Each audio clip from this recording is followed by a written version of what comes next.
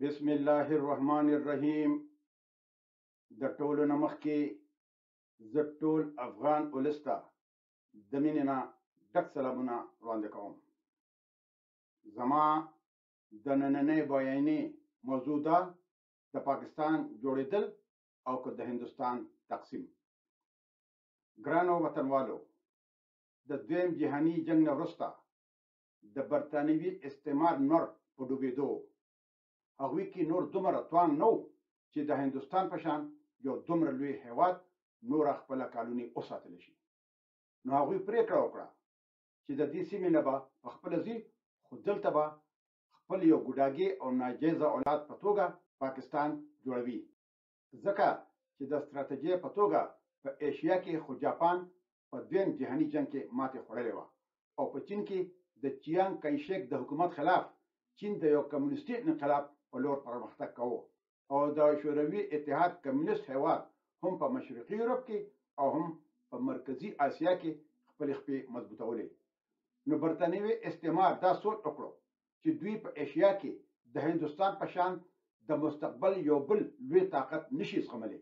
نو دوی د هندوستان د ماتېدو پرېکړه وکړه چې هندوستان به په منځ دوه ټوټې کوي، او هم هغه شان وشول، او په هندوستان کې د برطانوي استعمار د خېټې نه د هغوی ناجیزه او حرامونې اولاد پاکستان راووت، چې د اولنۍ ورځې نه په دې سیمه او په ځانګړې توګه په افغانستان کې پاکستان د برطانیې او د هغوی د اتحادیانو ایجنډا مخ په وړاندې بوځي.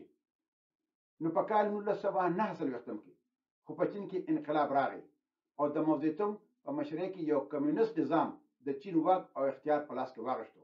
نو د هندوستان د راتلونکي ګواښ نه خو انګریزانو ځان خلاص کړو، او د دویم جهاني جنګ نه وروسته امریکا او شوروي اتحاد دوه زبرځواک هیوادونه په نړۍ کې منځته راغلل، او دغسې د امریکې او د شوروي اتحاد په منځ کې سوړ جنګ شروع شو. خو په افغانستان کې د ماتې نه وروسته شوروي اتحاد هم له منځه نه لاړو، د یو هیواد نه 15 هیوادونه جوړ شول، او سوړ جنګ هم ختم شو. خو په ایشیا کې چین د یو ستر اقتصادي زبرځواک هیواد په توګه راڅرګند شو، او وروسته د یو عسکري او وسلوال هیواد په توګه ځان په دنیا منل شروع کړل. نو امریکا وایي چې چین زما اقتصادي سیال دی او روس مې دښمن دی. نو روس یې د اوکراین سره په یورپ کې په جنګ کې بوخت کړو، او د 14,000 نه زیات بین المللي بندیزونه یې په روس ولګول چې اقتصادي طور روس کمزوری کړي. او د چین خلاف امریکې هندوستان سینې ته رانږدې کړو چې ډېر ستراتیژیکي او اقتصادي تړونونه امریکې او د هغوی اتحادیانو د هندوستان سره لاسلیک کړل. خو د بده مرغه په دې سیمه کې پاکستان لا هغه شان شتون لري، او چین د پاکستان په شا ولاړ دی، ځکه چې چین دا غواړي چې که د چین او د هندوستان په منځ کې جنګ ونښلي، نو چې هندوستان د چین سره یوازې په یو محاذ په جنګ کې شامل نه وي، بلکې د پاکستان د اړخه هم یو بل محاذ د هندوستان سره خلاص شي. بل اړخ ته د پاکستان اړوند د امریکې پالیسي په دوجاله کې پرته ده.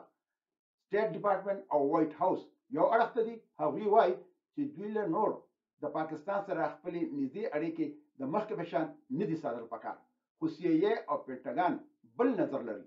هغوی وایي چې په دې سیمه کې باید د پاکستان اهمیت د نظر نه ونه غورځول شي، ځکه چې اوس امریکا په افغانستان او مرکزي اسیا کې یو ځل بیا د پاکستان کردار مهم بولي. نو ځکه یو څو ورځې مخکې د امریکې د سینټ کام مشر مایکل کوریلا وویل چې په افغانستان کې ترهګر تنظیمونه لګیا دي د امارت اسلامي د پوځ د لاندې تقویه کیږي، چې TTP او د داعش نومونه پکې هم یاد شوي دي. او مایکل کوریلا زیاته کړه چې دا د مرکزي اسیا د هیوادونو او د افغانستان د نورو ګاونډي هیوادونو لپاره ګواښ دی، او پاکستان هم د ملل متحد د سکیورټي کونسل په غونډه کې په افغانستان سختې نیوکې وکړې، او افغانستان یې په دې تورن کړو چې دوی د TTP مرسته کوي، او د ملل متحد نه خواست وکړو چې په افغانستان باندې زور واچوي چې دوی د TTP مرسته بند کړي. نو داسې بریښي چې امریکا یو ځل بیا پاکستان د دې لوبې لپاره استعمال کړي. خو په دې لوبه کې عمران خان نه ځایدو. نو اولې د وزیر اعظم د چوکۍ نه لوړ کړو، او اوس چې کله په پاکستان کې ټول ټاکنې وي، نو ښه په بربنډه توګه د عمران خان د پارټۍ اکثریت په اقلیت کې بدل کړو. بل اړخ ته هندوستان هم د هر څه ویني. نو په دې وجه هندوستان د روس سره خپل تعلق نور هم قوي کړو، او د افغانستان سره هم خپلې اړیکې ورځ تر بله قوي کوي.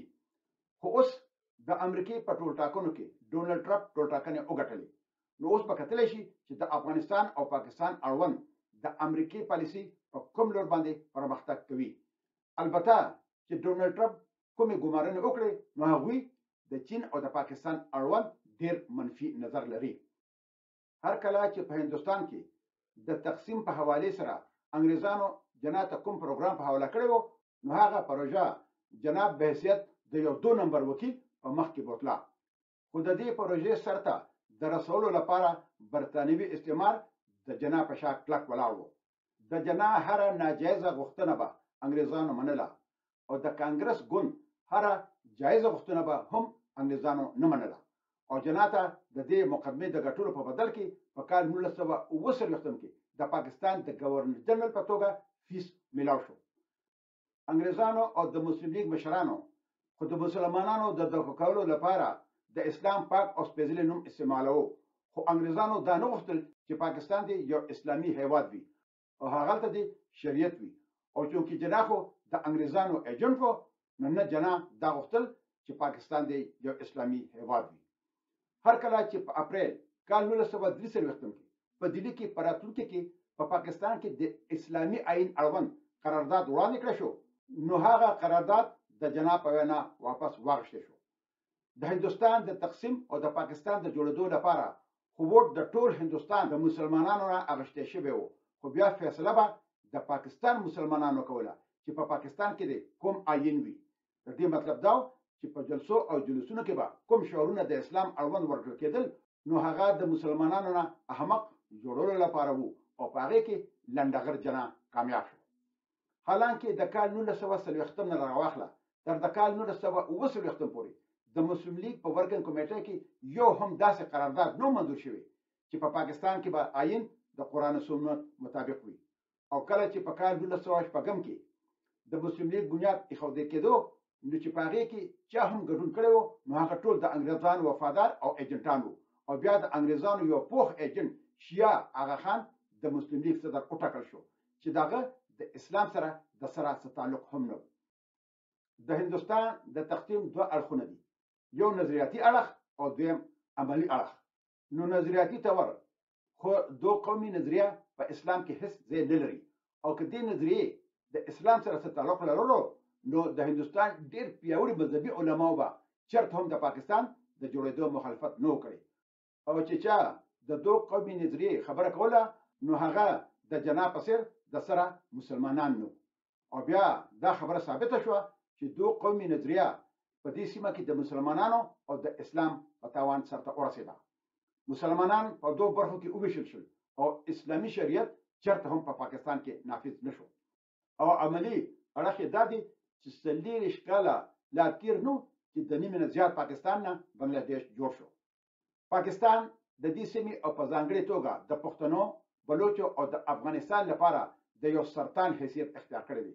او په هندوستان کې چې چا د پاکستان د جوړېدو مخالفت کوو نو هغوی به ویل چې د پاکستان واک اختیار به د انګریزانو د تالیسټو جاګیردارانو، سرمایه‌دارانو، د فوج او د سیول ملیټري اسټابلیش په لاس کې وي او هغوی به د پاکستان په هر څه خېټه اچولې وي او د عیش و عشرت ژوند به تېروي او څوک به هم د ولس په فکر کې نه وي او د تل لپاره به پاکستان یا د انګریزانو او یا د انګریزانو نه وروسته د امریکې لاسته ناست وي او د امریکې پروژه به مخ په وړاندې بوځي لکه څنګه چې بیا په افغانستان کې وکړل او اوس هم کوي.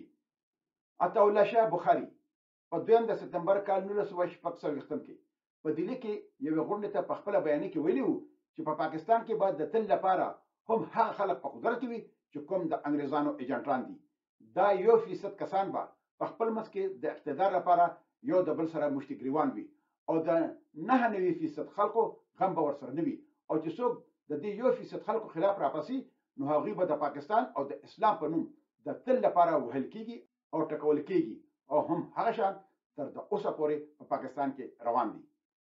د پاکستان مسلم لیگ اولنی صدر شیعه سر آغا خان او د هغه معنوي فرزند جناح د برصغیر د تقسیم په وجه د مسلمانانو وحدت او یووالی تباه او برباد کړو.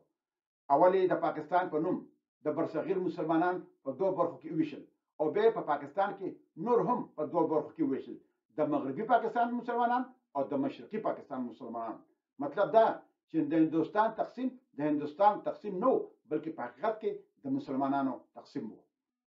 په متحده هندوستان یعنی برصغیر کې مسلمانانو خپل ځانونه په انفرادي طور هم او من حیث الجماعت هم د رسول کریم صلی الله علیه و آله وسلم سفیر او د اسلام مبلغ او داعی ګڼل او هغوی دا خپل فرض ګڼل چې د رسول کریم صلی الله علیه و آله وسلم پیغام غیر مسلمانانو ته ورسوي. خو د سر آغا خان او د جناب په وجه د هندوستان مسلمانان د دې منصب نه دستبردار شول او دغسې د هندوستان مسلمانانو د هندوستان غیر مسلمانانو ته د اسلام د دعوت نه انکار وکړو او هغه خپل دښمنان وګرځول او دا هغوی ته وښودله چې مسلمانان به پیدایشي مسلمانان وي او غیر مسلمان به مسلمان نشي جوړېدلی.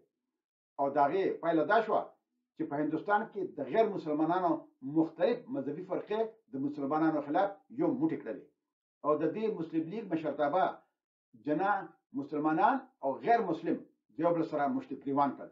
د جنا په مشرۍ کې د تقسیم په وخت کې د 12 نه تر د 15 لکو پورې کسانو قتل عام وشو. 100,000 ښځې یا مړې شوې یا وتښتول شوې او یا وشرمول شوې. په هندوستان کې د مسلمانانو قتل عام شروع او په پاکستان کې د هندوانو او سکانو قتل عام شروع. حالانکه د تقسیم نه مخکې په متحده هندوستان کې د مسلمانانو او غیر مسلم په منځ کې ډېر ښه او خوشګوار تعلقات وو او په 19مه صدۍ کې یو هم فرقه‌وارانه فساد نه و شوی. او د تقسیم په دوران کې چې د هندوانو او مسلمانانو په منځ کې د ظلم او بربریت کوم بنیاد کېښودی شو نو هغه اوس د ټول هندوستان او پاکستان په منځ کې په دښمنۍ بدل شوی دی او هم د دې دواړو هېوادونو په منځ کې 4 جنګونه وشول چې بل یو جنګ هم کېدی شي چې وشي ځکه چې هندوستان وایي پاکستان د هندوستان علاقه د کشمیر یو برخه او ګلګت بلتستان باندې قبضه کړې ده او دا به موږ د پاکستان نه اخلو. او د افغانستان هم د پاکستان سره یو اولنی او اخرنی جنگ پاتې دی ځکه چې پاکستان د اباسین نه واخله تر د ډیورنډ د تورې کرښه پورې 1,40,000 مربع کیلومتر د افغانستان ځمکه د خېټې د لاندې کړې ده. نو په داسې حالاتو کې هندوستان او پاکستان طبیعي ملګري دي. نو پکار ده چې افغانستان او هندوستان سره یو موټی شي او د پاکستان نه سینډویچ جوړ کړي او ښه په مړه خېټې د ستوني نه ښکته کړي. پاکستان د جنوبي ایشیا سرطان دی. نو پکار ده چې د جنوبي ایشیا د وجود عملیات وشي او د سرطان دا ټوټه پاکستان د جنوبي ایشیا د وجود نه پرې کړی شي. اوس په پاکستان کې د مشرقي پاکستان نه په څو چنده خراب حالات دي لکه څنګه چې بنګالیان د پاکستان خلاف او خپل ازادي د پاکستان نه وغوښته نو هم هغسې اوس پښتانه او بلوچ د پاکستان خلاف دي او که چېرې دې پښتنو او بلوچو د بنګالیانو په شان ټوپک ته لاس کړو نو بیا به پاکستان د تاریخ برخه خامخا جوړېږي. بلوچان به خپله ازادي واخلي او پښتانه به د خپل پلار نیکه وطن افغانستان سره شامل شي او د اباسین تر د امو پورې د ستر بابا احمدشاه بابا امپراتوري به بیا راژوندی شي انشاءالله. خو چې څنګه پاکستان د دروغو پر بنسټ جوړ شوی و نو هغه دروغ تر د اوسه پورې دوام لري. پاکستانیان وایي چې د 20 رمضان المبارک مطابق پاکستان د 14 او 15 اګست درمیاني شب لیلة القدر کې منځته راغلی دی. نو که چېرته د دوی دا خبره ومنلی شي هم نو دا په سعودي عربیه کې 28 رمضان المبارک راځي ځکه چې هغلته اکثره سپوږمۍ یو ورځ مخکې په نظر راځي او په ملیشیا او انډونیشیا کې 26 رمضان المبارک راځي. د رسول کریم صلی الله علیه و آله وسلم مطابق لیلة القدر د رمضان المبارک اخري عشره کې د طاق شپه وي. نو نه خو اتیش رمضان المبارک په سعودي عرب کې طاق وو او نه په ملیشیا او انډونیشیا کې 26 رمضان المبارک طاق وو. خو که د پاکستانیانو دا خبره ومنلی شي هم چې د 14 او 15 اګست کال 1940 درمیاني شب لیلة القدر وو نو هغې د متحده هندوستان یعنی برصغیر مسلمانانو له څه ګټه ورکړې ده؟ آیا د لیلة القدر په هندوستان کې د مسلمانانو او د غیر مسلم ولس د قتل عام مخه نیولې وه؟ آیا د 100,000 ښځو عزت او ناموس بچ کړی و؟ آیا کشمیر د پاکستان برخه جوړه شوه؟ نو پاکستانیان په کوم منطق دا خبره کوي چې د پاکستان منځته راتلل د لیلة القدر مبارک شپه باندې شوی و؟